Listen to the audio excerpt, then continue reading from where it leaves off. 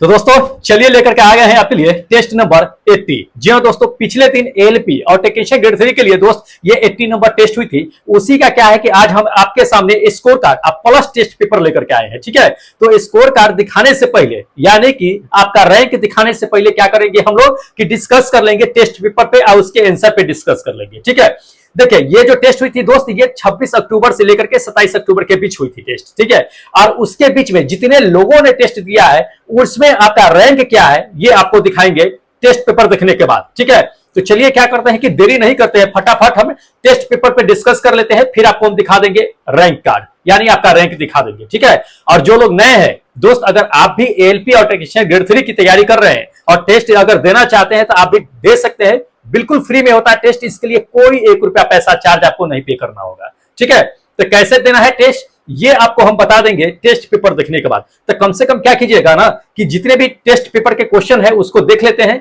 उसके बाद आपको हम बता देते हैं। तो चलिए देरी नहीं करते हैं, फटाफट देख लेते हैं टेस्ट पेपर का क्वेश्चन। देखिएगा पहला नंबर क्वेश्चन देख लीजिए। इसमें क्वेश्चन नंबर फर्स्ट में क्या कहा जा रहा है दोस्त, इंपॉर्टेंट क्वेश्चन है कि निम्नलिखित में से कौन सा वैज्ञानिक जड़त्व के नियम और गति के नियम की खोज से संबंध रखता है। ठीक है, ये बताना है, बहुत इंपॉर्टेंट है। देखिए वैसे तो आप जानते होइएगा कि जड़त्व का नियम किसने दिया था, जो न्यूटन का फर्स्ट लॉ है, न्यूटन साहब ने दिया था, उसी से तो जड़त्व का नियम आता है। लेकिन जान लीजिए कि उनसे पहले ही इसमें से किसी एक वैज्ञानिक ने क्या किया था कि जड़त्व के नियम और गति के नियम को दिया था। ठीक है, तो किसने दिया था आपको हम बता देते हैं दोस्त। करेक्ट आंसर जिसने भी मारा होगा ये थर्ड नंबर करेक्ट आंसर होगा। ठीक है, गैलीलियो साहब ने क्या किया था कि जड़त्व का नियम दिया था। ठीक है, इनका कहना क्या था जान लीजिए जड़त्व के बारे में। गैलीलियो साहब ने यह कहा था कि कोई वस्तु अगर गति में है तो वह क्या होगी कि तब रुकेगी जब हम उस पर क्या करेंगे, प्योर शुद्ध बल जाकर के उस पर आरोपित करेंगे तब रुकेगी, नहीं तो वो क्या होगा कि हमेशा गति में ही चलती रहेगी। बाद में न्यूटन साहब आए थे और गैलीलियो साहब के जड़त्व के नियम को सुधार करते हुए, उसमें कुछ ऐड करते हुए फिर उन्होंने अपना एक नियम दिया था जिसे न्यूटन फर्स्ट लॉ के नाम से यानी जड़त्व के नियम से नाम से जानते हैं।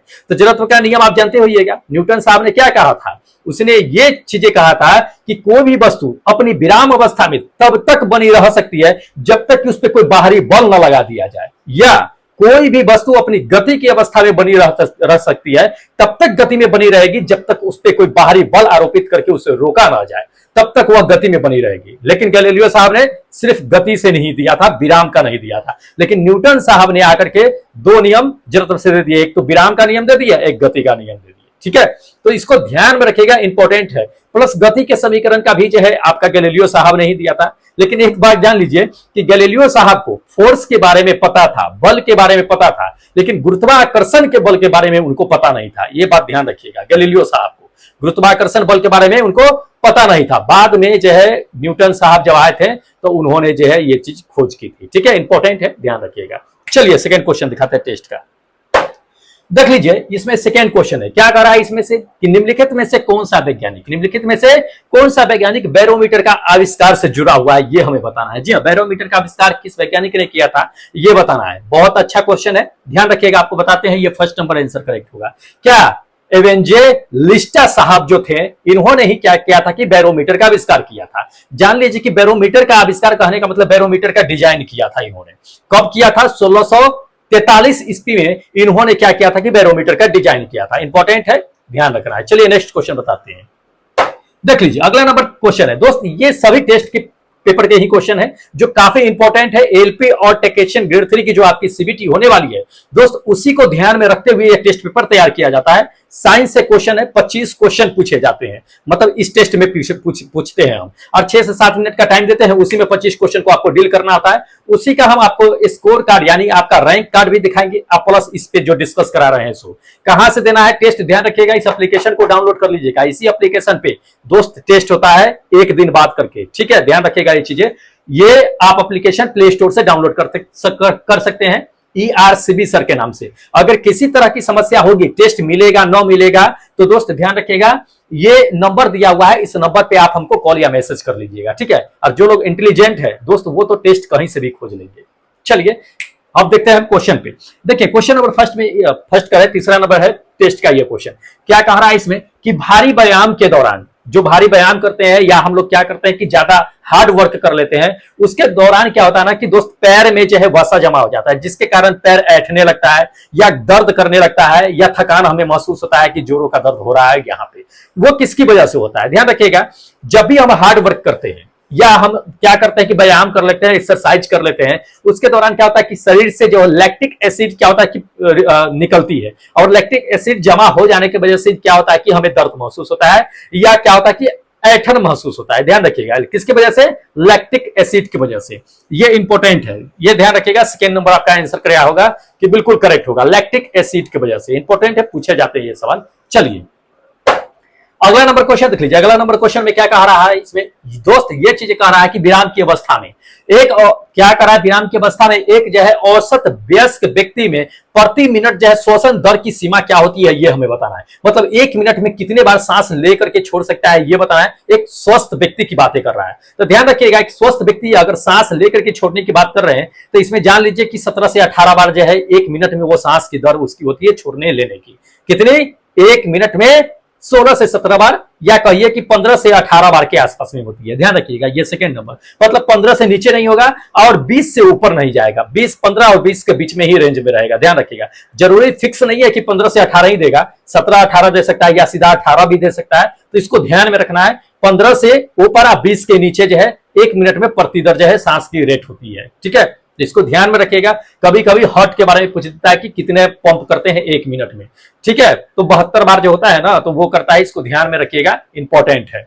72 से 80 बार होता है, वैसे 72 बार एवरेज उसका निकाला जाता है। चलिए अगला नंबर क्वेश्चन देख लीजिए दोस्त। अगला नंबर क्वेश्चन क्या कह रहा है इसमें कि श्रोता और परावर्तक के बीच की दूरी कहता है कि न्यूनतम क्या होगा जिससे प्रतिध्वनि हमको सुना जाए।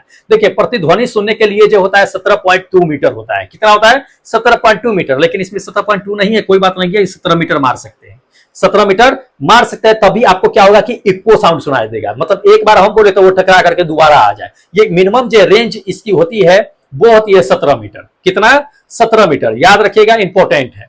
चलिए अगला दिखा देते हैं क्वेश्चन।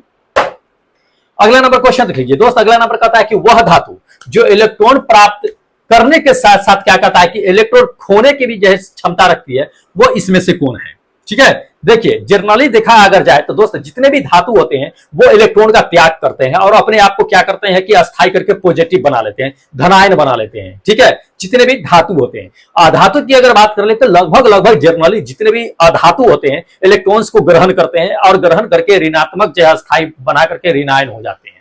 लेकिन इसमें से कुछ ऐसे अधातु है जो जान लीजिए कि इलेक्ट्रॉन का त्याग भी करते हैं, इलेक्ट्रॉन का ग्रहण करते हैं। उसी में से एक जो है अपना ये क्या है कि फ्लोरीन है, फर्स्ट नंबर, जो इलेक्ट्रॉन को त्यागने और ग्रहण करने की क्षमता रखता है। ठीक है, तो इंपॉर्टेंट है, यही सवाल जो है इसमें पूछा गया है। चलिए अगला क्वेश्चन दिखाते हैं। अगला नंबर क्वेश्चन देख लीजिए। अगला नंबर क्वेश्चन कहता है एक लकड़ी का चम्मच है।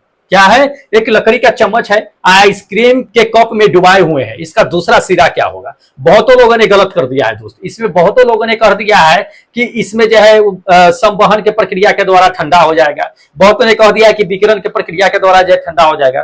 ध्यान रखिए दोस्त, थोड़ा सा खोपड़ी चलाइएगा तो आप सही करेक्ट आंसर मार सकते हैं, थोड़ा हड़बड़ी में मत रहिएगा। जब भी एग्जाम में जाइएगा पैसेंस रख करके एकदम शांति दिमाग से कुछ देर सोचिएगा, फिर उसके बाद एग्जाम क्लियर कीजिएगा, नहीं तो गलती बहुत कीजिएगा तो जान लीजिए कि रिजल्ट आपका अटक जाएगा। इसलिए गलती मत कीजिए। इसी गलती को सुधार करने के लिए हम प्रत्येक दिन जो है आपके लिए टेस्ट लेकर के आते हैं, ताकि यहां आप उस चीज को सीख सके और एग्जाम में उस गलती को दोहराए नहीं। ठीक है, नहीं तो बहुत दिक्कत हो जाएगा। चलिए आपको हम ये क्वेश्चन बता देते हैं कि अगर कोई लकड़ी का चम्मच है, उसको अगर हम ठंडे जो है बर्फ आइसक्रीम में डुबा रखें तो उसका दूसरा सिरा क्या होगा। तो दूसरा सिरा पे कोई फर्क नहीं पड़ेगा, कोई ठंडा नहीं होने वाला है। क्यों नहीं होगा, क्योंकि लकड़ी जो होता है वो उष्मा का कुचालक होता है, तो ठंडा जो है चल करके लकड़ी के दूसरे सिरे तक नहीं आ सकती है। क्या होगा, नहीं आ सकती है, ठंडा होगा ही नहीं। ध्यान रखिएगा, कोई फर्क नहीं पड़ेगा। तो ये आपका क्या होगा कि दोस्त ये थर्ड नंबर आंसर क्या होगा कि बिल्कुल करेक्ट होगा, ठंड नहीं पड़ता है। ठीक है, फर्क नहीं पड़ेगा उस पर। चलिए अगला दिखाते हैं क्वेश्चन। अगला नंबर क्वेश्चन देख लीजिए। अगला नंबर क्वेश्चन कहता है कि एक गोली है, एक बंदूक की गोली है, उसको क्या करता है कि 36 दिशा में छोड़ता है लेकर टिंग।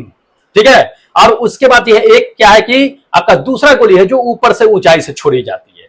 अब हमें कंडीशन बताना है कि क्या होगा। इस कंडीशन में जान लीजिए कि वायु का जो है प्रतिरोध जो है न मानते हुए, मतलब नगण्य मानना है, प्रतिरोध है ही नहीं। जान लीजिए जब वायु का प्रतिरोध नहीं है तो दोस्त उसको निर्वात के बराबर मानते हैं। क्या मानते हैं? निर्वात के बराबर मानते हैं। अब ध्यान रखिएगा ये चीजें, अगर प्रतिरोध होता तो क्या होता, प्रतिरोध वायु का नहीं है तो क्या होगा कंडीशन, ये ध्यान रखना है आपको, हम बता देते हैं। देखिए वैसे अगर देखा जाए तो वायु का प्रतिरोध नहीं है, उसको क्षैतिज दिशा में छोड़ा जाता है, गोली को ऊपर गिराया जाता है। जैसी गोली को जो छोड़ेंगे दोस्त तो वायु का प्रतिरोध है ही नहीं, तो वो कुछ दूर जाने के बाद क्या होगा कि गिर जाएगा। क्या होगा? कुछ दूर जाने के बाद गिर जाएगा। और ऊपर से जो गोली छोड़ रहे हैं वो भी आकर के गिरेगा। तो कब गिरेगा? तो दोनों साथ में ही गिरेगा, दोनों टक्कर जो होगा दोनों का एक साथ होगा, सेम सेम डिस्टेंस पे छोड़ेंगे। जैसे यहां से जितनी दूरी होगी उतना ही ऊंचाई से छोड़ेंगे, तो जैसे छोड़ेंगे उतना ही कुछ दूरी पे जाकर रुकेगी, या दोनों का टक्कर क्या होगा कि एक साथ में होगा। ध्यान रखिएगा दोनों का टक्कर एक साथ होगा। ये आपका क्या होगा कि सेकेंड नंबर आंसर बिल्कुल करेक्ट होगा। और ये ध्यान रखिए कि अगर वायु का प्रतिरोध होता है तो क्या होता है दोस्त, वायु का प्रतिरोध होता है क्षैतिज दिशा में बंदूक की गोली छोड़ी गई है, वो आगे चला जाता है और ये नीचे गिरता है, लेकिन डिपेंड करता है मास पे। सबसे पहले हमें जानकारी रखना है मास पे। क्वेश्चन इस तरह से भी पूछे जाते हैं कि मान लीजिए दो पिंड है, ऊपर से अगर छोड़ा जाता है तो सबसे पहले कौन आएगा। तो हमें ध्यान रखना है ये चीजें कि दोनों का मास क्या है, वायु का प्रतिरोध है या भी नहीं है, या निर्वात में गिराया जाता है। अगर 10 किलो का एक है, 5 केजी का एक है, अब दोनों को निर्वात से गिराते हैं, निर्वात से वैक्यूम से गिराते हैं तो दोनों साथ साथ गिरेगा। वही अगर वायु में गिराते हैं तो वायु का अवरोध होता है, तो अवरोध होगा तो जिसका वेट ज्यादा होगा वो पहले आकर के गिरेगा। इसको ध्यान में रखिएगा, मास पे भी डिपेंड करता है, इंपॉर्टेंट है। ठीक है, चलिए अगला क्वेश्चन आपको दिखा देते हैं टेस्ट का। अगला नंबर क्वेश्चन देख लीजिए दोस्त। अगला नंबर क्वेश्चन कहता है कि यदि किसी वस्तु का त्वरण जो है सदिश के वेग के विपरीत दिशा में निर्देश करती है तो इसमें से कंडीशन बताना है कि क्या हो सकता है। ध्यान रखिएगा ये चीजें इंपॉर्टेंट है। देखिए अगर इसमें कई तरह की कंडीशन है, कई तरह से क्वेश्चन पूछे जाते हैं, इसको भी आपको हम बता देते हैं।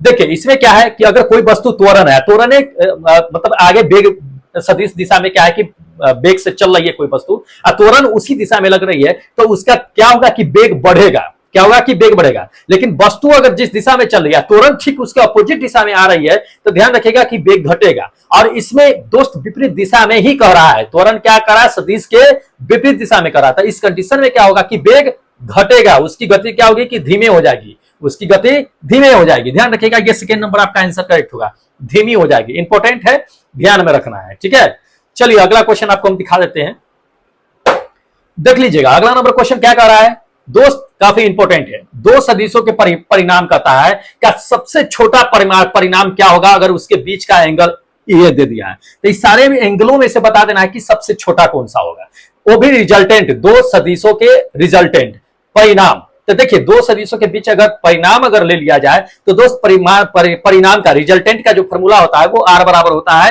ए square plus b square under root में a square plus b square plus 2ab into cos theta होता है, यही होता है।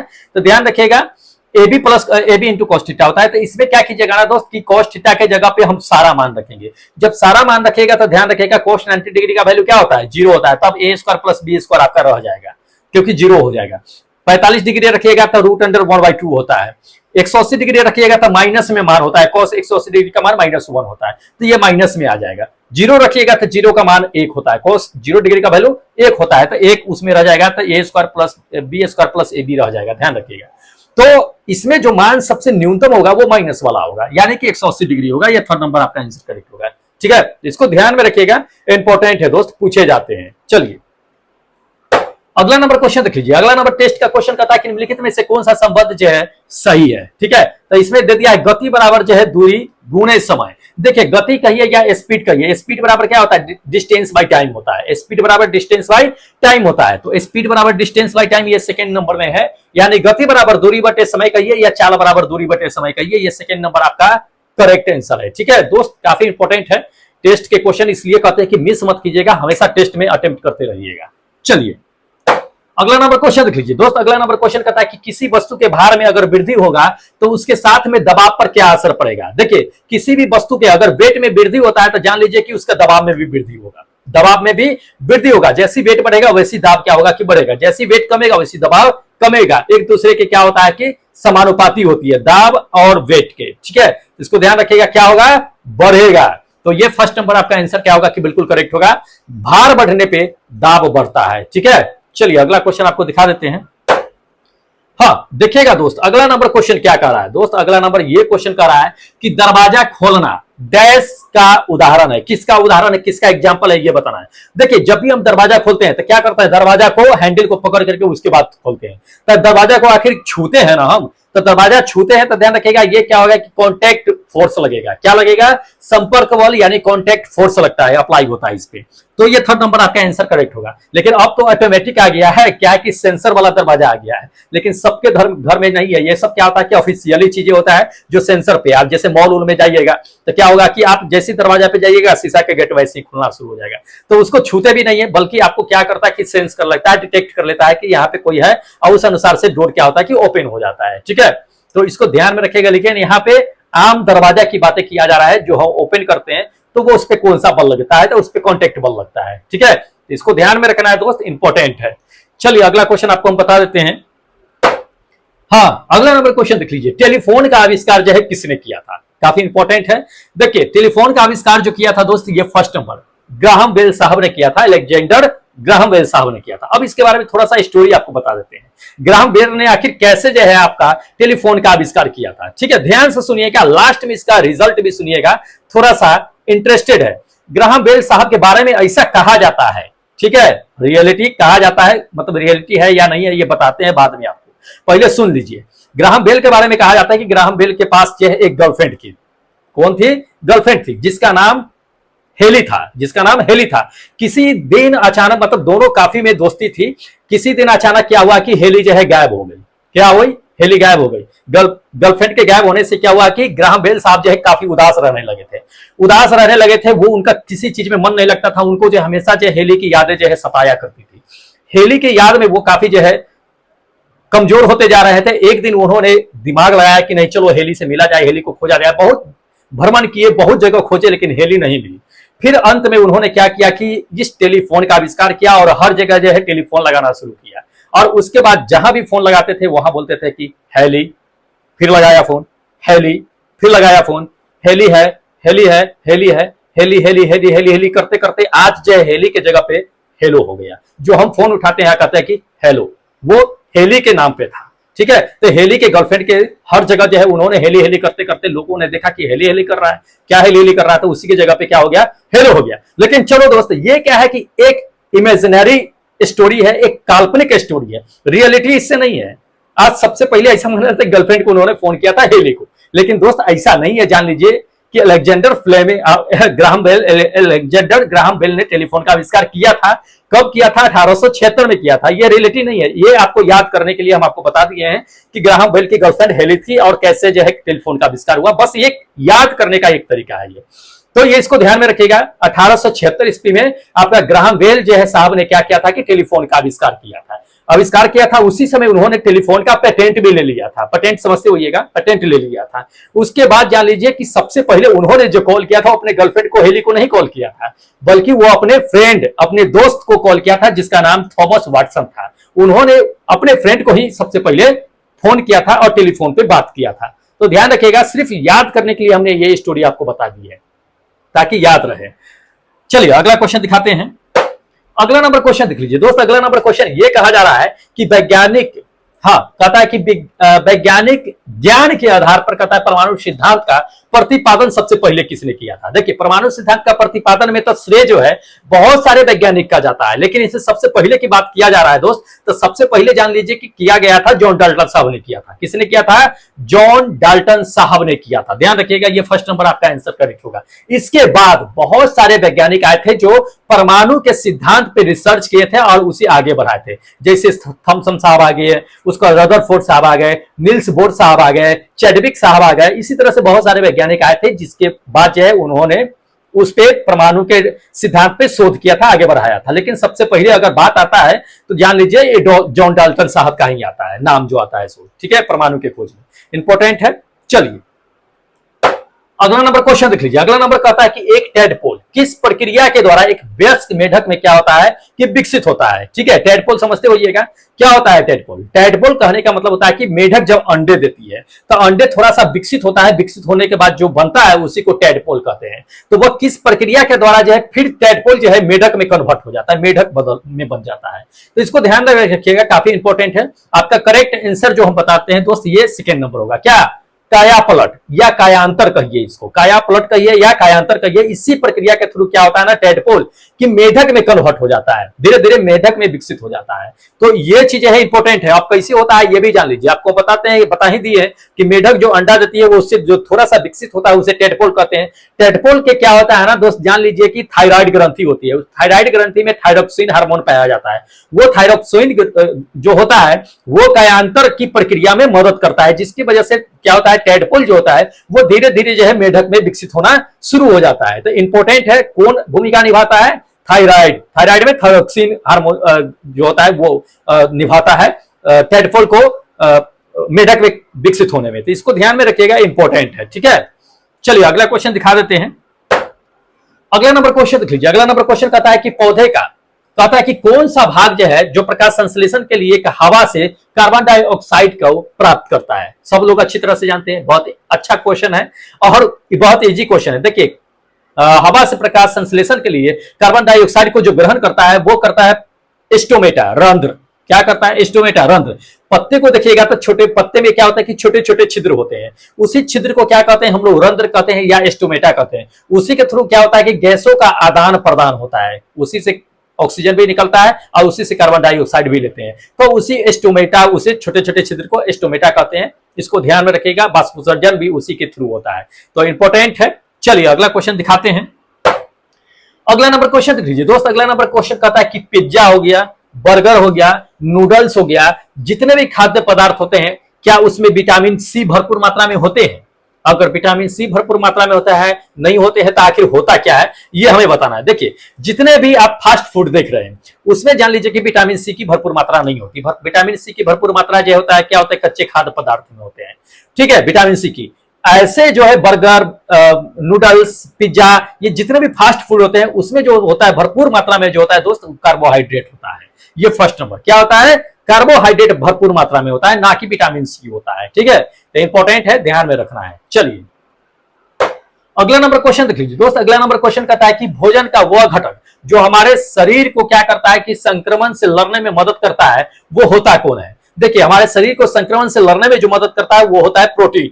कौन करता है? प्रोटीन करता है। ध्यान रखिएगा, ये फर्स्ट नंबर मेरा ऑप्शन करेक्ट होगा, प्रोटीन करता है। इंपॉर्टेंट है, ध्यान में रखना है।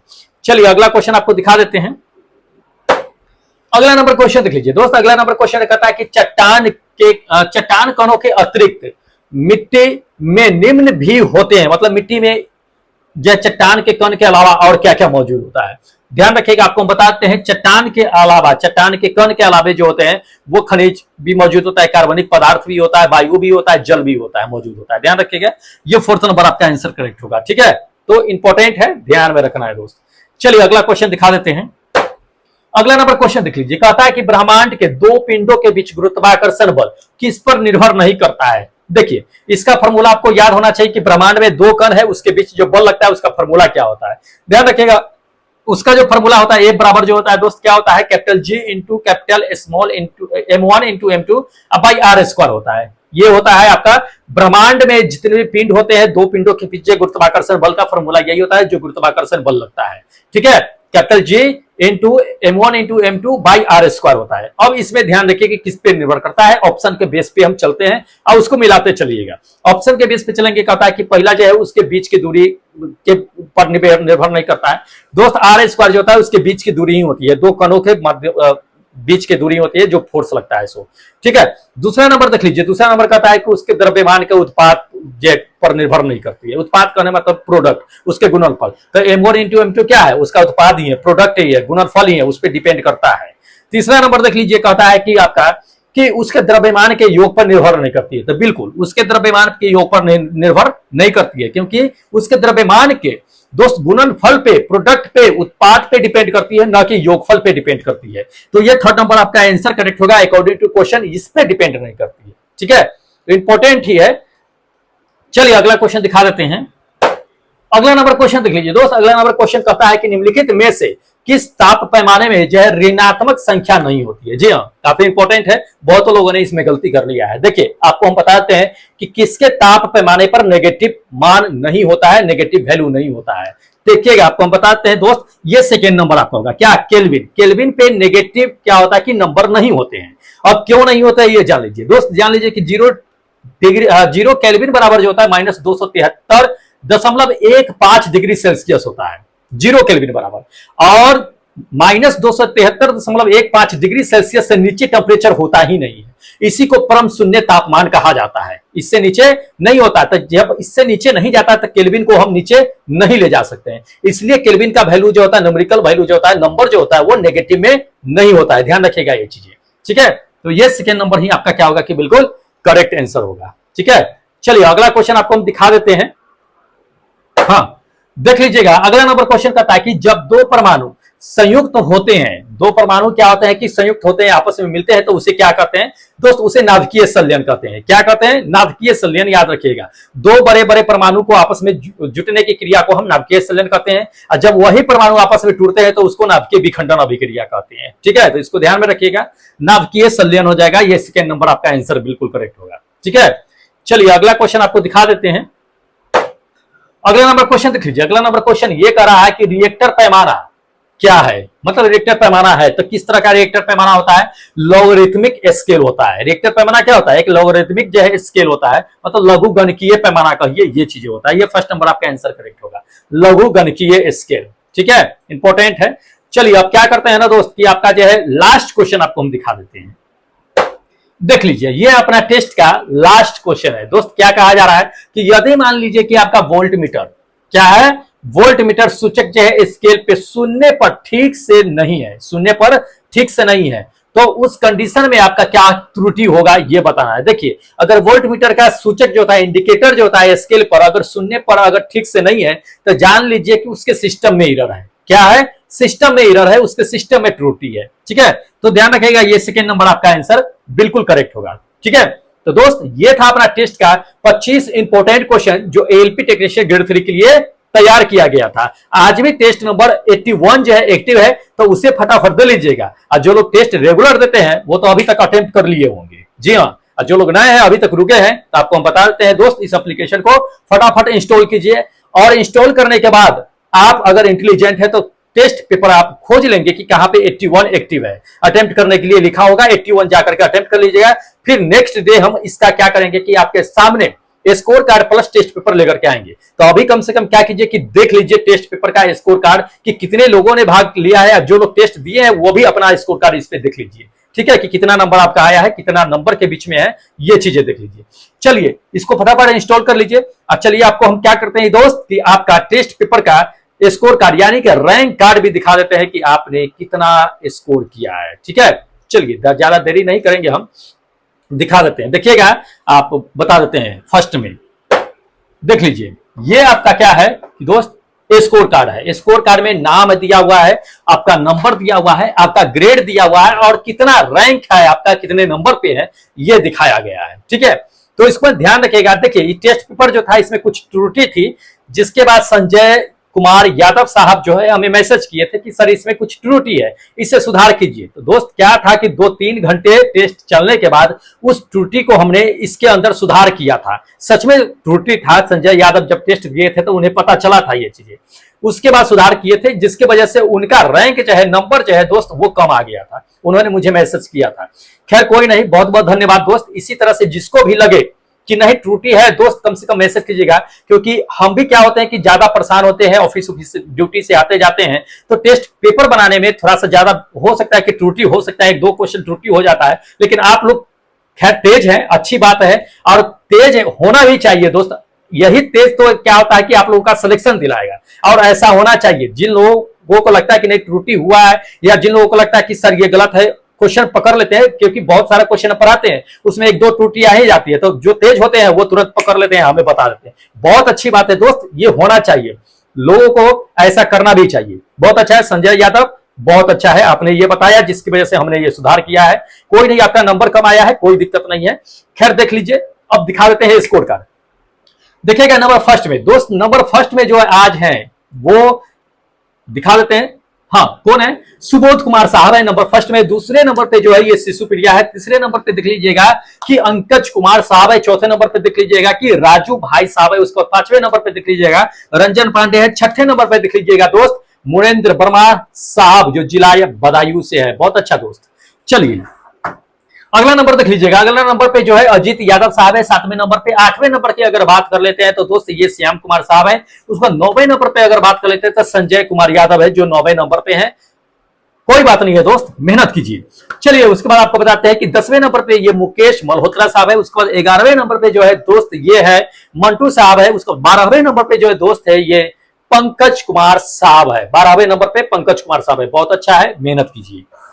चलिए 13वें नंबर पे देख लीजिएगा। 13वें नंबर पे ये कुंदन किशोरी साहब है। उसको 14वें नंबर की बात अगर कर ले तो ये अभिषेक साहब है। उसको 15वें नंबर पे देख लीजिएगा। 15वें नंबर पे आपका अरविंद कुमार साहब है। 16वें नंबर पे देख लीजिएगा आपका कि रवि साहब है। उसके बाद आप 17वें नंबर पे देख लीजिएगा। 17वें नंबर पे ये आपका एपी शर्मा करके मेल आईडी डाल दिए हैं। मेल आईडी नहीं डालना था, आपका नाम डालना था।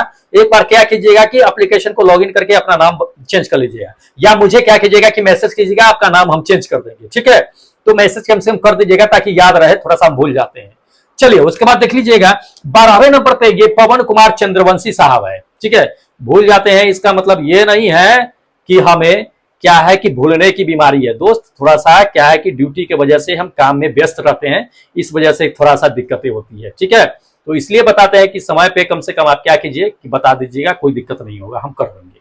चलिए अगले नंबर देख लीजिएगा। अगले नंबर पे आपका आरजू तमन्ना जो 19 नंबर पे है। बहुत अच्छा है। उसके बाद देख लीजिएगा कि 20वें नंबर पे आकाश साहब है। उसके बाद जो है 21वें नंबर पे आकाश कुमार साहब है। पता नहीं 2 बार कैसे अटेम्प्ट कर लिए हैं। 22वें नंबर पे देख लीजिएगा यदवंद्रा साहब है। उसका 23वें नंबर पे देख लीजिएगा आपका कि आरजू तमन्ना। देखिए आरजू तमन्ना भी 2 बार देती है, पता नहीं हाउ इज पॉसिबल। उसके बाद 24th नंबर पे ये गोविंदा साहब है। वाह, मेरे टेस्ट में तो गोविंदा साहब आ गए हैं, नजर आ रहे हैं। आजकल हीरो भी लोग आ जाते हैं टेस्ट देने के लिए। लगता है कि बॉलीवुड में जो है कमाई कम हो गया है। चलिए सरकारी जॉब करना चाहते हैं। अगले नंबर पे देख लीजिएगा कि 25 नंबर पे क्या है कि रिंकू साहब है। उसका 26 नंबर पे जो है दोस्त ये बबली प्रजापति है। बबली प्रजापति उर्फ राजा। राजा थोड़ा सा मेहनत किया कीजिए। ठीक है, राजा थोड़ा सा मेहनत किया कीजिए। चलिए उसका 27 नंबर पे ये रंजय साहब है। उसका 28 नंबर की अगर बात कर ले जितेंद्र साहब जो यूपी से है। उसका 29 नंबर पे जो दोस्त है ये हमारे विक्रम यादव साहब। उसका 30 नंबर पे ये राहुल कुमार साहब है। बहुत अच्छा है दोस्त, ऐसे ही मेहनत कीजिए, सिलेक्शन जरूर होगा, सबका सिलेक्शन होगा।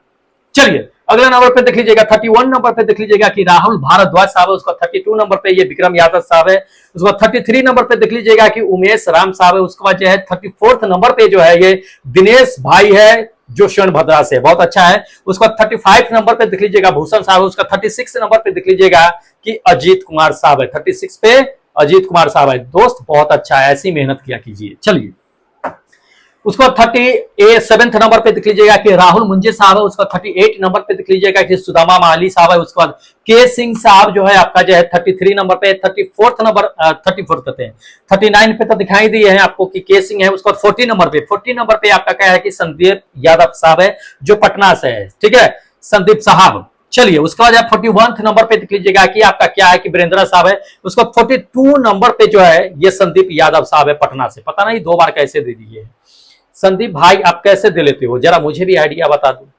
हैं। चलिए उसके बाद आपको बताते हैं कि 43 नंबर पे ये राहुल सिंह है। उसको 44th नंबर पे देख लीजिएगा कि अनिल कुमार साहब है। उसको 45 नंबर पे देख लीजिएगा आपका क्या है कि गुड्डू यादव साहब है। 46 नंबर पे देख लीजिएगा 46 पे ये क्या है कि संदीप कुमार साहब है। संदीप नहीं है, क्या है तिकलम तिकरम करके है, ये मरांडी है, तिकरम मरांडी। चलिए ठीक है। 46 नंबर पे 47 नंबर पे देख लीजिएगा। 47 नंबर पे आपका जो क्या है कि संदीप कुमार है। उसको जो है 48 नंबर पे जो है आपका नितेश कुमार साहब है 48 पे। ठीक है, बहुत अच्छा, ऐसी मेहनत किया कीजिए सभी लोग। चलिए उसके बाद दिखा देते हैं आपका जो है 49 पे मोरी साहब है। उसको जो है 50 नंबर पे देख लीजिएगा आपका कि रमेश कुमार साहब है। 51 पे देख लीजिएगा 51 पे नितेश कुमार साहब है। 52 नंबर पे देख लीजिएगा 52 पे शैलेश भाई है। उसको 53 नंबर पे अमरनाथ भाई है। उसके बाद 54th नंबर पे देख लीजिएगा 54th पे आशुतोष कुमार साहब है। बहुत अच्छा, मेहनत कीजिए। चलिए उसके बाद देख लीजिएगा आपका कि 55 पे ये मुकेश कुमार साहब है, उसको 56 नंबर पे देख लीजिएगा कि योगेश साहब है। उसके बाद 57 नंबर पे ये पूर्णिमा सिंह है। 58 नंबर पे देख लीजिएगा आपका कि क्या है कि अशोक भाई है। उसके बाद 59 नंबर पे ये जावेद अख्तर भाई है। उसके बाद 60 नंबर दोस्त, 60 नंबर पे जो आज खड़े हैं, बहुत अच्छा है दोस्त, मेहनत किया कीजिए संजीव भाई, ठीक है। चलिए आगे बता देते हैं आपको, देख लीजिएगा अगला 61 पे देवेंद्र भाई है। उसके बाद 62 नंबर पे ये आपका क्या है कि रामदयाल साहब है। उसके बाद 63 नंबर पे जो है आज राजेंद्र सिंह है। उसको 64 नंबर पे देख लीजिएगा, 64 पे डॉली यादव है। उसका 65 नंबर पे जो है ये सन्नी साहब है। उसका 66 नंबर पे जो है ये नीतीश कुमार साहब है। 66 पे पता नहीं एक नाम दो बार कैसे आ जाता है, पता नहीं चलता है हमें। चलिए उसके बाद देख लीजिएगा आपका 67 नंबर पे ये मृत्युंजय साहब है। उसके बाद 68 नंबर पे देख लीजिएगा कि जाहिद भाई है। उसके बाद 69 नंबर पे 69 पे जो है तेजकरण साहब है। उसके बाद आपको बताते हैं कि 70 नंबर पे देख लीजिएगा, 70 नंबर पे हरिओम भाई है। उसको 71 नंबर पे देख लीजिएगा कि अजीत यादव साहब है। उसको 72 नंबर पे देख लीजिएगा कि आपका सुजय साहब है, सुजय असोई करके है। सो चलिए अगला नंबर देख लीजिएगा आपका जो है क्या है कि 73 नंबर पे दोस्त क्या है कि रोहित भाई है। रोहित शर्मा नहीं है, विराट कोहली रोहित शर्मा नहीं आ सकता है। चलिए उसके बाद दिखा देते हैं आपको कि 74 नंबर पे ये क्या है कि इंद्रजीत साहब है। उसको 75 नंबर पे देख लीजिएगा जावेद आलम साहब है। 76 नंबर पे देख लीजिएगा कि DS मीना साहब है। 77 नंबर पे देख लीजिएगा, 77 नंबर पे साहिल भाई। उसके बाद जो है 78 नंबर पे ये नीतीश यादव साहब है, 78 नंबर पे। चलिए 79 पे देख लीजिएगा आपका क्या है कि बसंत भाई है। उसके बाद 80 नंबर पे देख लीजिएगा, 80 नंबर पे ये रोहित कुमार साहब है। उसके बाद 81 नंबर पे देख लीजिएगा कि ये प्रकाश साहब है। उसके बाद है आपका 82 नंबर पे देख लीजिएगा, 82 नंबर पे ये विनय जो यूपी से है। उसके बाद 83 नंबर पे ये देख लीजिएगा कि अनिल कुमार साहब है। उसके बाद 84 नंबर पे देख लीजिएगा आपका कि सम्राट बुद्धू साहब है। बहुत अच्छा है दोस्त, ऐसी ही मेहनत कीजिए, ठीक है। चलिए अगला नंबर पे देख लीजिएगा दोस्त, अगला नंबर पे आपको बताते हैं कि 85 नंबर पे क्या है कि उत्सव साहब है। उसके बाद जो है 86 नंबर पे देख लीजिएगा कि दीपक साहब है। उसके बाद जो है 87 नंबर पे देख लीजिएगा कि सन्नी सिंह है। उसके बाद जो है आपका 88 नंबर पे क्या है कि रवि नायक है। उसके बाद 89 नंबर पे देख लीजिएगा आपका कि ऋतिक है। उसके बाद 90 नंबर पे देख लीजिएगा कि रत्नाकर भाई है। 90 नंबर पे रत्नाकर भाई है। बहुत अच्छा दोस्त, ऐसी मेहनत कीजिए। चलिए उसके बाद देख लीजिएगा आप कि 91 नंबर पे क्या है कि अंजू कुमार करके है। उसके बाद अंकित कुमार जो है आपका क्या है कि 92 नंबर पे है। 93 पे अनुरोध भाई है। 94 नंबर पे देख लीजिएगा कि बबलू भाई है। उसके बाद 95 नंबर पे देख लीजिएगा आपका कि पवन कुमार जो हनुमानगढ़ से है। उसके बाद 96 नंबर पे क्या है कि अनुभव मिश्रा है, यादव नहीं है, अनुभव मिश्रा। बहुत अच्छा है दोस्त, मेहनत कीजिए। चलिए उसके बाद देख लीजिएगा 97 नंबर पे ये परवेज भाई है। उसके बाद है 98 नंबर पे ये राहुल कुमार साहब है। उसको 99 नंबर पे देख लीजिएगा कि मनोज साहब है। उसके बाद 100 नंबर पे दोस्त, 100 नंबर पे ये अनुराग गोडी साहब है। उसके बाद आपको बताते हैं 101 नंबर पे हरिमोहन भाई है। 102 नंबर पे देख लीजिएगा कि ओमकार पटेल साहब है, ओमकार पटेल साहब 102 नंबर पे। चलिए आगे देख लीजिएगा 103 नंबर पे जो है दोस्त ये रोशन कुमार साहब है। उसको 104 नंबर पे देख लीजिएगा कि मेहुल साहब है। उसको 105 नंबर पे देख लीजिएगा, 105 नंबर पे कमलेश साहब है। 106 नंबर पे देख लीजिएगा, 106 नंबर पे जो है दोस्त ये विकास साहब है। उसका 107 नंबर पे देख लीजिएगा, 107 नंबर पे अनूप कुमार है। उसके बाद 108 नंबर पे जो है दोस्त ये राहुल कुमार साहब है, ठीक है, 108 नंबर पे। चलिए बहुत अच्छा है, ऐसे ही लोग मेहनत कीजिए, टेस्ट दिया कीजिए। चलिए उसके बाद आपको बताते हैं 109 नंबर पे लालमणि साहब है। 110 नंबर पे जो आज है ये प्रमोद कुमार साहब है। उसके बाद 111 नंबर पे जो है ये क्या है आपका 111 पे अंकित रेमटेक साहब है। उसके बाद बताते हैं कि आपको 112 नंबर पे जो है दोस्त ये इंद्रजीत साहब है। उसके बाद 113 नंबर पे देख लीजिएगा कि मोहन साहब है। 114 नंबर पे देख लीजिएगा कि कनिष्क साहब है, 114 नंबर पे। चलिए बहुत अच्छा है। चलिए उसके बाद देख लीजिएगा 100 जो है 15 नंबर पे ये सुभाष साहब है, जो सुभाष चंद्र सैनी है। उसके बाद जो है आपका बताते हैं 116 नंबर पे ये विपुल साहब है। ये दोनों ने नेगेटिव मार्क्स ला करके खड़े हैं दोस्त, नेगेटिव बहुत कम अटेम्प्ट कीजिए, ठीक है। चलिए देखिए कि ये इतने लोगों ने टेस्ट दिया है, आप अपना रैंक देख लिए, आप अपना स्कोर देख लिए हैं प्लस ग्रेड देख लिए कि किस ग्रेड में शामिल है। ठीक है, तो दोस्त इसी तरह से टेस्ट होता है, इसी तरह से डिस्कस किया जाता है। तो फटाफट क्या कीजिए, जाइए एप्लीकेशन को डाउनलोड कीजिए और वहां से टेस्ट देना शुरू कीजिए, क्योंकि आज जो है टेस्ट 81 एक्टिव है। ठीक है, और फटाफट चैनल को सब्सक्राइब कर लीजिएगा, क्योंकि आने वाली वीडियो जो है दोस्त आप लोगों के लिए काफी बेनिफिट होने वाली है एएलपी टेक्नीशियन ग्रेड 3 के लिए। तो बिल्कुल मिस मत कीजिए, फटाफट चैनल सब्सक्राइब कीजिए और अपने दोस्तों में शेयर कर दीजिए, ताकि वो भी मेरे मदद से, आपकी मदद से क्या कर सके, पढ़ाई कर सके। ठीक है, तो देरी मत कीजिए, फटाफट शेयर मार दीजिए।